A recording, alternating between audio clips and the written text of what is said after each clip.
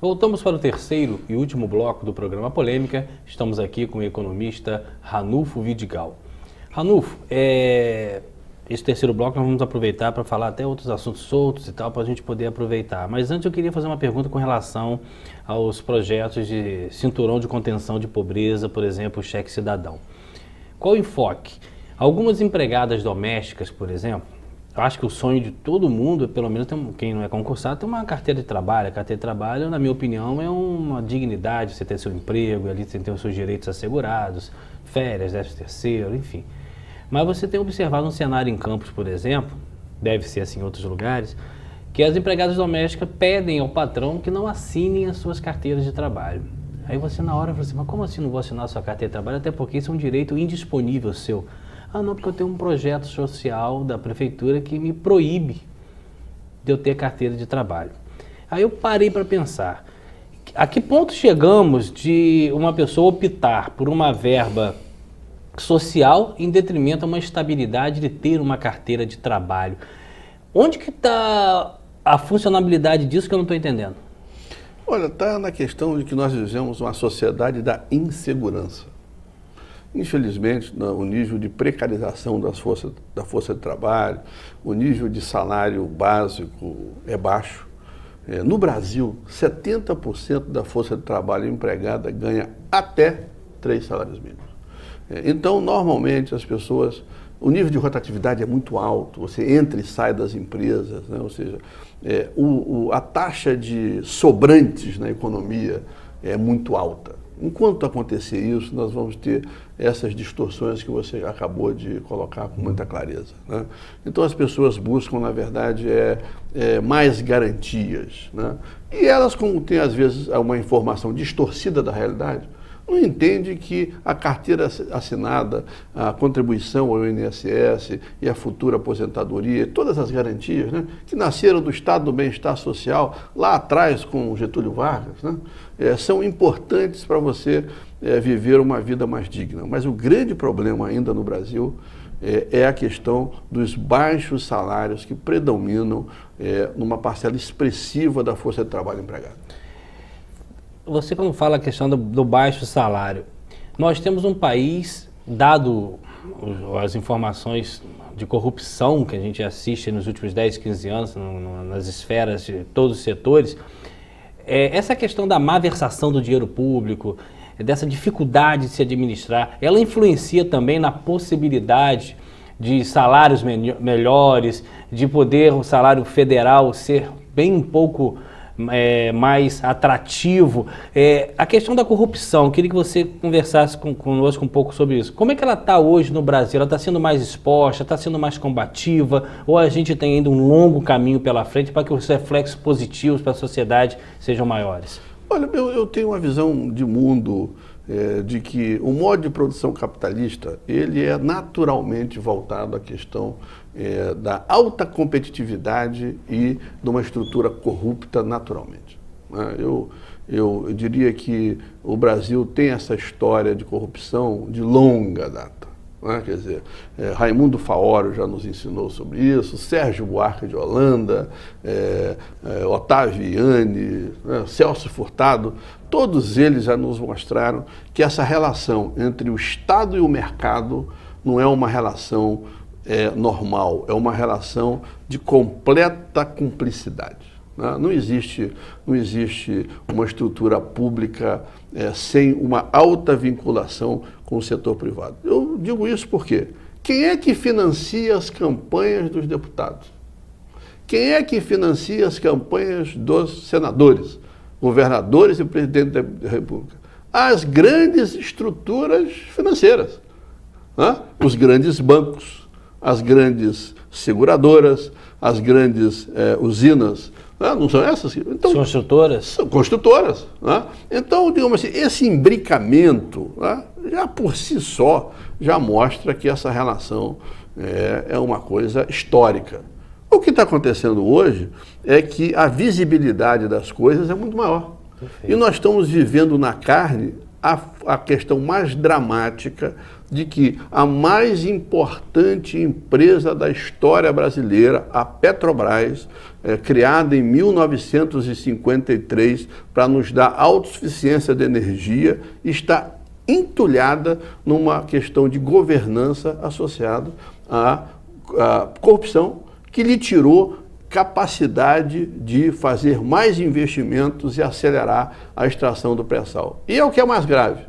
Agora, com essa cotação a 50, ela terá ainda menos capacidade de fazer face aos seus compromissos e está embaranhada nessa situação. E o que chega para nós, pelos meios de comunicação, é a questão da corrupção.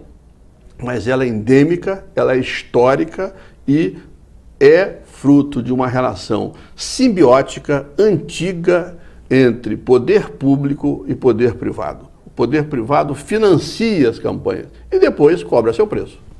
Ranulfo, você colocou nessa questão de hoje as coisas estarem mais abertas e, obviamente, falar em informações chegando ao maior número de pessoas, a gente não pode deixar de falar do avanço da internet. Qual o cenário que nós temos informativo, na sua opinião, não só na área econômica, mas na área social, na área governamental, antes e depois do advento das redes sociais? Diversificação. Ninguém mais terá um monopólio de nada. Porque agora uma emissora pode funcionar a cabo, uma emissora pode funcionar na rede, uma emissora pode funcionar na rede do Facebook, ou seja, você tem múltiplas alternativas de se comunicar e se informar. E mais, 2013, aquelas manifestações foram organizadas por Twitter, foram organizadas por Facebook, foram organizadas por redes sociais. Portanto, o mundo agora é completamente diferente. Né? Daqui a pouco nós vamos sair aqui dessa entrevista e nós vamos saber o que aconteceu no mundo na última uma hora e meia. Basta puxar o nosso celular e nós vamos saber do mundo. Então, o monopólio que era para poucos, acabou. Isso agora, é bom. Isso é ótimo. Né? As pessoas têm que saber aproveitar este conjunto de informações para pensar o que tem de relevante, porque tem muita porcaria também, né? E fazer uma análise isenta da realidade que lhe cerca e tomar uma decisão com relação ao que acha melhor para si. Mas hoje as redes sociais dominam e isso é excelente.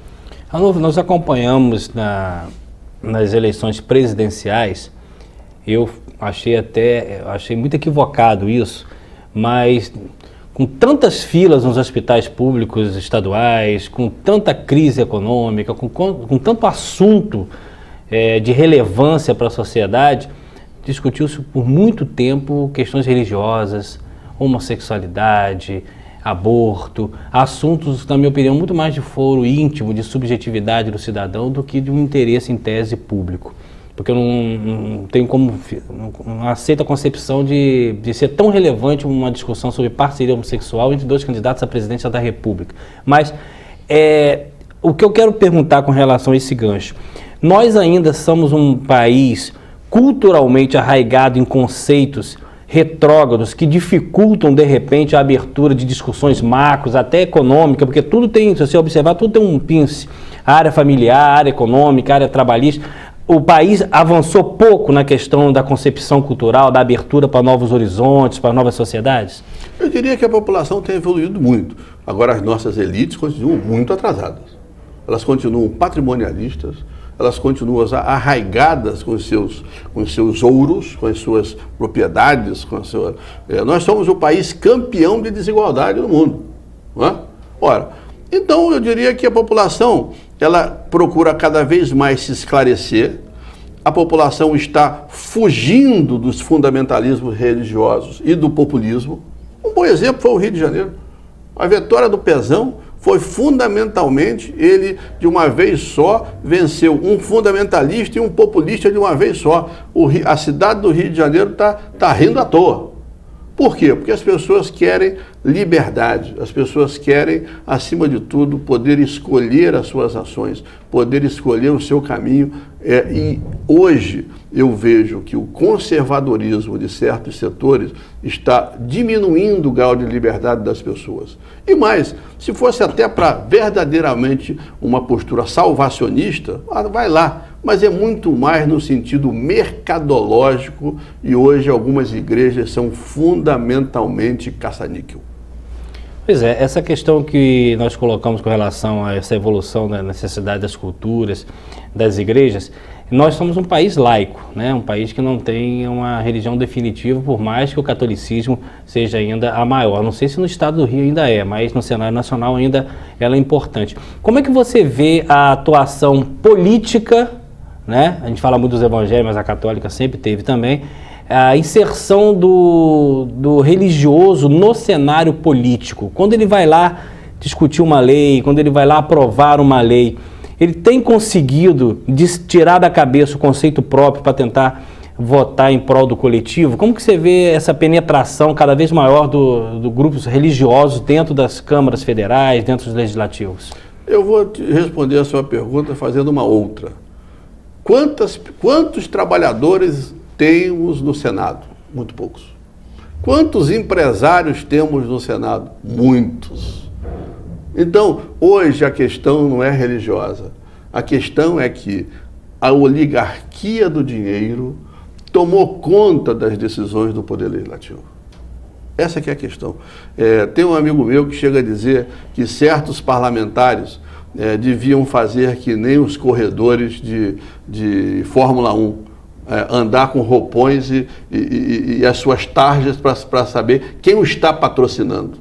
Porque por trás de cada deputado, por trás de cada senador hoje no Brasil, existe uma marca, né? E uma marca associada a um grande grupo privado que lhe financiou.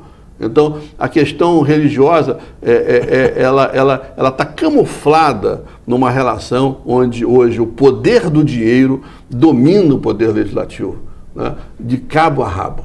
Não adianta achar que é diferente em qualquer lugar. Por quê? Porque as pessoas, ao se elegerem, precisam de recursos. E como no Brasil o sistema de financiamento público é um sistema completamente privado, quem tem mais ganha uma eleição. As eleições estão cada vez mais caras. Os sistemas de televisão, os sistemas de debate não são sistemas baratos. Ao invés de se aproveitar das redes sociais, cujo custo é muito baixo, hoje são tudo muito caro. Você tem cada vez mais caro uma candidatura, seja de um vereador de uma cidade pequena. Então, por trás disso, tem o poder econômico. Portanto, eu repito, talvez fosse melhor que as pessoas abrissem o paletó e dissessem: eu sou empresa tal, eu sou empresa qual. Porque é assim que está funcionando. Eu vou aproveitar até esse gancho. Você já foi prefeito municipal, como você mesmo colocou, em São João da Barra, já foi secretário. Qual o cenário que você vê para o nosso município, em termos eleitorais, não nominais, mas em termos, por exemplo, de Câmara? Eu sempre entendi que a Câmara, se ela exercesse realmente o poder ser a sua função típica, que é a fiscalização do Executivo, as coisas sempre seriam um pouco mais equilibradas. Mas por questão de conjuntura política, essas questões às vezes se desequilibram. Mas partindo do princípio que as eleições são caras, as candidaturas são caras, na mudança de concepção da internet dar mais informações, as pessoas começarem a se informar mais, será que um dia a gente vai poder ter candidaturas não fabricadas que possam realmente chegar a uma Câmara de Vereadores sem a necessidade de tanto gasto como se tem? Eu vou responder a sua pergunta fazendo uma outra. Um poder público que tem 1.700 cargos de comissão, pagos a R$6.000 em média, não começa com vantagem? Com certeza. Uma bancada de vereadores que está associada a isso não começa com vantagem? Então, eu volto a dizer, o poder econômico também vai ser decisivo em 2016 e só a sociedade organizada, só a sociedade esclarecida pode fazer esse contraponto. Eu imagino 2016 uma eleição, tanto no Legislativo quanto no Executivo, muito acirrada. E a partir de 2017, novos caminhos para a cidade. Mas, eu volto a dizer, com 1.700 cargos em comissão, a disputa eleitoral fica desigual. Ou estou errado? Não, está certo, partindo do princípio que sempre o candidato do governo, com toda essa estrutura, seja de qualquer governo, ele já tem a chance nos municípios com mais de 200 mil habitantes já estarem praticamente no segundo turno. Exatamente. Você complementou o meu raciocínio. Então, às vezes fica uma disputa desigual. Eu me lembro que na minha eleição em 1992, a prefeito de São Ranabá, eu gastei muito pouco. Mas de lá para cá, eu vejo eleições cada vez mais caras, cada vez mais sofisticadas, cada vez onde obriga com que o poder legislativo e o poder judiciário fiquem submetidos ao poder econômico. Isso é crescente, só não vê quem não quer.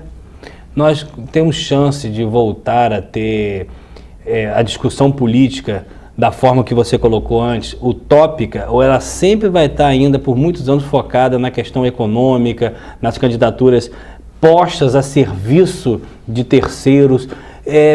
Faz um fechamento com relação a isso, é uma questão até de esperança. Nós temos chance ainda de ter candidaturas focadas na ideia, na ideologia, na discussão da coisa pública, ou ainda a máquina ainda vai fabricar muita coisa? Olha, eu diria para você que nós vamos ter ainda muito do poder econômico ditando as normas nas eleições. Mas o poder popular e a capacidade do brasileiro comum de ir contra as regras estabelecidas vai também predominar e gerar muitas surpresas em algumas elites que se acham donas da cocada preta. Perfeito. Ranulfo, quero agradecer muito a sua presença. Infelizmente o programa está terminando, que você fizesse as suas considerações finais. Primeiro, lhe agradecer, dizer que a conversa foi sadia e extremamente interessante, e eu quero desejar a todos um excelente 2015. Perfeito. Estamos terminando mais um programa Polêmica. Estivemos aqui com o economista Ranulfo Vidigal e até semana que vem.